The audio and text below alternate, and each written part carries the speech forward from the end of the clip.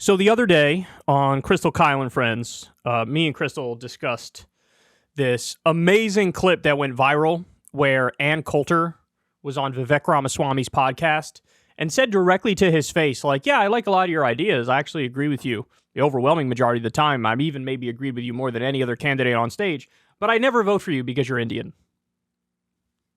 So that blew up for obvious reasons. Vivek tweeted about it afterwards and was basically like, I respect the honesty and the reasonable conversation that we had. And people in the comment section were like, this is why I love free speech. People with different perspectives coming together. And there was a lot of bobbing and weaving and dodging from the main fact here that Ann Coulter basically admitted up front, I'm racist. I love racism. I'm racist. Like, this was the whole point of her argument.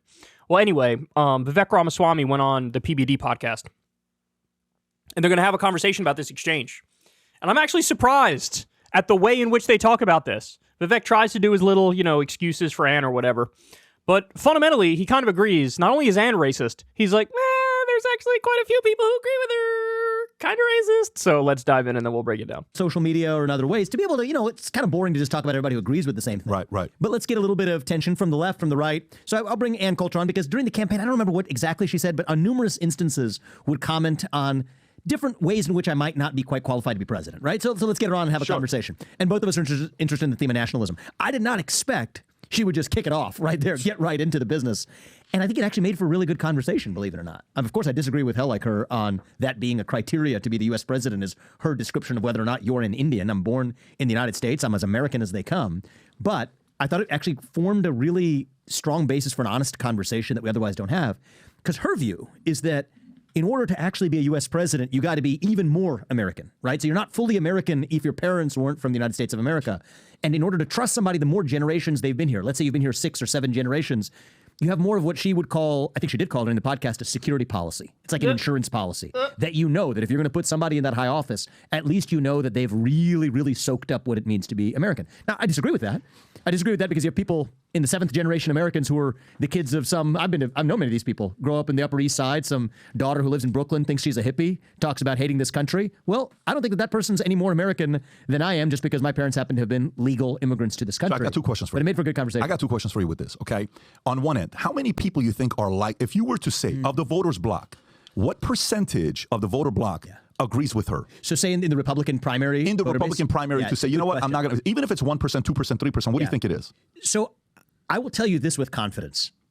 It is a lot higher than I believed it was a year ago. Interesting. Oh, it's an amazing. I'll say this. There's some racist ass people in the Republican Party, bro. That's amazing. That's amazing. It's a lot higher than I believe you would think it is, too. Interesting. Which is why, and I said this on social media, and some people hit me on the left from it, I said I respect her for saying it, even though I disagree. Right? Because at least she has the spine to say in public what many other people, not a majority, not even close to a majority, but a lot of people. She's not alone. She is voicing a view that I think is widespread. And, actually, what the hell? We're here. We're just going to let loose a little bit. I had somebody text me who had run for position. You guys might know her, Harmeet Dillon. You know Harmeet Dillon? Of course, yeah, absolutely. Harmeet's super cool, so I hope she's fine with me saying this because I think it's important that the public know. We can't just have these conversations behind closed doors, not having them in the open. So that when she ran for her position of being the chairwoman of the RNC, she had many people tell her the same thing too, which is interesting to me because most of the grassroots was, a lot of the grassroots were with me, a lot of grassroots were with people like Harmeet, but there are people who believe that if you're electing people to positions of leadership, how American you are is a spectrum. When you were out there campaigning, did anybody face you, confront you, and say, I would totally support you, but you're too brown for me? Did anyone say So I had many of those for religion. So I didn't have anybody come up and say that because of, there were people on social media who would make an argument. It wasn't on ethnicity. And this is part of Ann's point, too. It's the point that your parents were immigrants to this country. And so you are truly not at the highest level of being American to be president of the United States. Right. So we had a number of people that would say that occasionally. That's such a bad point, though, because oftentimes I've definitely experienced this in my own life anecdotally. A lot of the people talk about the immigrant mindset. You come from an immigrant family. It's an immigrant mindset. And typically that mindset is associated with really working super hard, trying to get ahead by following all the rules. Some of the hardest workers I've ever seen in my life are people who are immigrants to this country. And they instill those values in their kids too. Like nothing's handed to you. You got to earn it, right? Like, you should be thankful that you're here and make the most of it. Follow the rules, follow the laws, work really hard, and get ahead in a legitimate way. So in a sense, you could argue that's even more American than a family that's been here for really long, and let's say it's relatively, they're relatively privileged, and then you got some lazy-ass kid who doesn't do shit and doesn't even think about these sorts of things, you know? Anyway. One, though, for people to my face was, I would love to vote for you. It's difficult for me to vote for somebody else because I agree with you more, but I can't do that because you are Hindu. That came up a lot, especially in Iowa. Even the town hall when we did, somebody asked you, one of the... Damn. So he's basically saying nobody came up to his face, or very few came up to his face and said, I won't vote for you because you're brown or Indian, but they did say, I can't because you're Hindu. I remember her. I was standing on stage. She was standing right there, very thoughtful. Yes. I don't think she was in the category of saying I can't vote for you. No, she didn't say She asked a very legitimate question. She did. She said, tell me about your faith. That's right. Because if you're running for president, I got to know who you are. Right. And if your faith is important to you, then in order to know who you are, I got to know your faith. That's different from, I'm telling you though, I will face people in Iowa. There's a pastor in Iowa who wrote an extensive Facebook post. I spent 2 hours with him on the back of a bus talking it through, and he still came out on the other side. As he said, if it is God's will for you to be the U.S. president, I will accept it. Respect. But I can't vote for you myself because I can't vote for somebody who doesn't share my. Let me stay on this here. So first of all, if strategically, I don't know if Ann Coulter wants to sell you some product that Sammy Sosa used. I don't know if you're familiar with Sammy Sosa. Sammy Sosa actually. He whitened the skin. Yeah, the skin whitener. Sammy Sosa. I didn't know that. I know he's debating. He used what Michael Jackson Actually, did. if you're interested, No, this is real. This is a real story. This is not made up. He got his skin to be lighter, so you can go a couple shades. You know, my lighter. God. Rob, I don't know why you're laughing. I'm trying to make a solution here to make Ann happy. I'm not going to be a customer. I'm sorry, but He was Sammy Sosa there. So, by the way, this guy hit 66 home runs and he saved MLB in 1998. Let me go back to the question here with this one here.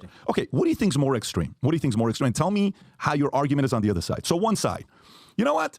I don't think America, because, you know, back in the days, what was it? JFK was, Tom, you said Roman Catholic? It was a Roman Catholic where America those were the headlines when Nixon was running. It's a Roman Catholic. We're not ready for a Roman Catholic president. Okay, and then America said, nah, we're okay with it, right? We're actually cool with that, yeah. Okay, we're actually cool with that. Do you think, give me which of these are more extreme. So do you think Ann Coulter's position of saying, no, not only do I want you to be a natural-born citizen, but I also want you to be white, to be a true nationalist, to be a president here. How about the opposite side? What about somebody that wasn't born here but has lived here for 35 years? Yeah. Should this person have the right to run for office one day in America? If they've paid their taxes, they've paid their dues, they've lived in America for 35 years, should they have the chance to run for office? This is basically Patrick Bet-David asking about himself, right? This is the jank thing, naturalized immigrant. So a legal American citizen, but you were naturalized. You weren't natural born.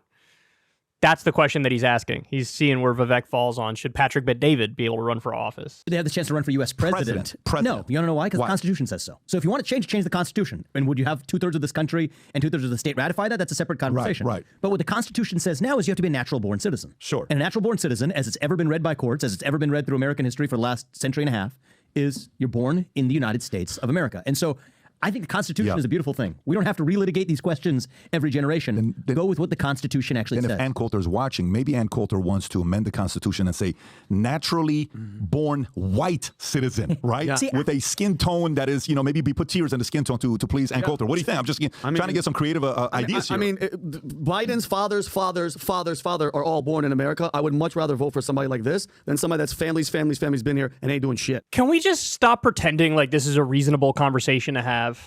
You know, can we just stop pretending like there's any merit to the Ann Coulter position? And look, to be fair, I actually don't even fully agree with them when they're like, this is a really widespread position. There was a guy named Barack Hussein Obama who won the presidency in the U.S. twice, and he had a majority of the popular vote. So, yeah, is it, let's say, 25%, 30% of the country that might be so brazenly, openly racist that that's their position? But, like, let's stop pretending like this is reasonable or like a question that's worthy of respect. Because it's not, right? Everybody likes to say the right thing on this, which is, I care about the ideas, and I care about the policies, and I don't care about any ancillary factors of the person. But, you know, Ann does. Ann does. And that's a fucking dumb position to take. Because like I pointed out to Crystal, yeah, Ann Coulter is super right-wing. You know, I'm more American than Vivek in the sense that, you know, on my dad's side of the family, they literally go all the way back to the Revolution. So that side of the family's been here forever. On my mom's side, it was like the great-grandmother or something that came over here. So yeah, his parents were immigrants. My parents were not. They were already Americans. So I'm more American. But according to Ann Coulter's logic, you know, Kyle would be better to run the country because he's whiter.